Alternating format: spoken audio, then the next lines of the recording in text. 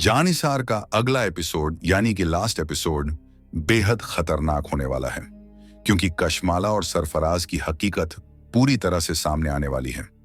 लेकिन अब भी दुआ के सामने एक बड़ी मुश्किल आने वाली है। और दूसरी तरफ डायरी में ऐसा क्या था जिसे देखकर बाबा साईं की आंखें खुली की खुली रह गईं? और सरफराज को किसने किडनैप किया? ये वो सवाल है जो सबके दिमाग में घूम रहा है।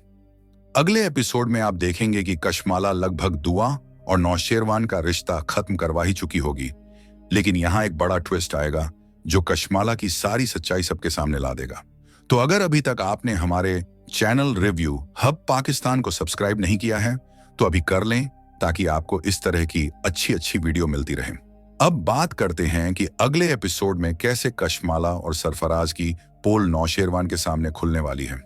जैसा कि आपको पता है कि जौहर की वो डायरी जाफर ने बाबा साईं तक पहुंचा दी है, और जब बाबा साईं इस डायरी को पढ़ेंगे तो उनकी आंखें खुली की खुली रह जाएंगी, क्योंकि इस डायरी में जवार ने कशमाला और अपने रिश्ते को लेकर सब कुछ बयां किया है।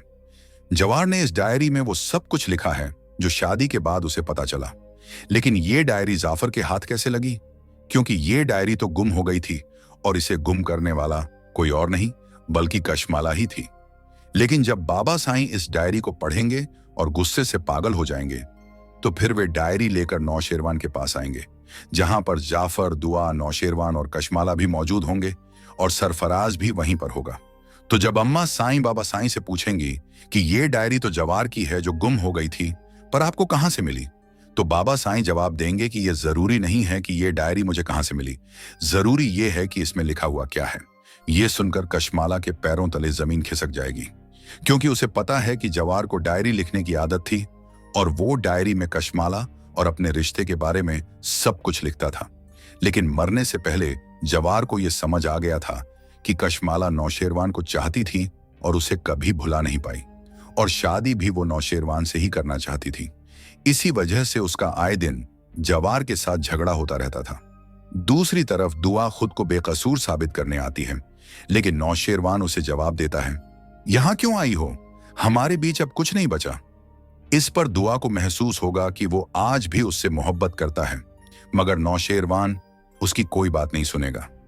फिर वहां जाफर एक वीडियो दिखाएगा जिसमें कशमाला सरफराज से मिलती हुई दिखाई देगी, और दूसरी तरफ सरफराज भी सब कुछ बताएगा, क्योंकि जाफर ने उसकी इतनी हालत खराब कर दी है कि जाफर के इशारा करते ही वह तोते की तरह सब उगल देगा। जब सब कुछ सामने आ जाएगा तो पुलिस को बुलाया जाएगा और सरफराज और कशमाला को पुलिस के हवाले कर दिया जाएगा। फिर न सिर्फ नौशेरवान बल्कि बाबा साईं और अम्मा साईं भी दुआ से माफी मांगेंगे।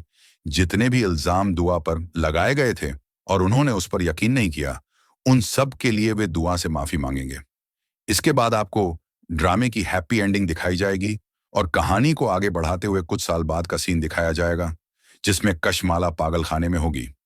वहां पर दुआ अपने बच्चों को लेकर कशमाला से मिलने पागल खाने जाएगी, और उसे देखकर आपको सुकून और संतोष का एहसास होगा।